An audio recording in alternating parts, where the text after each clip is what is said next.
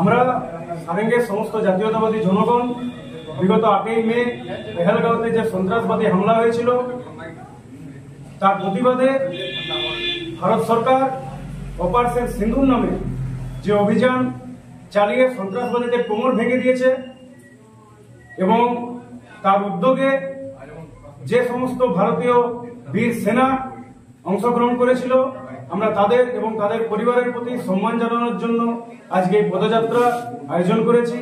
ভারতবর্ষের সেই সমস্ত সাহসী বীর স্থলবাহিনী, নৌবাহিনী এবং আকাশ বাহিনী যে রণংদেহী মূর্তি সারা বিশ্ব দেখেছে এবং পাকিস্তানের জঙ্গি ঘাঁটিগুলো সমূলে বিনাশ করার যে লক্ষ্যমাত্রা তারা নিয়ে সাফল্য অর্জন করেছে তাদের প্রতি আমাদের প্রণাম, ভালোবাসা, শুভেচ্ছা।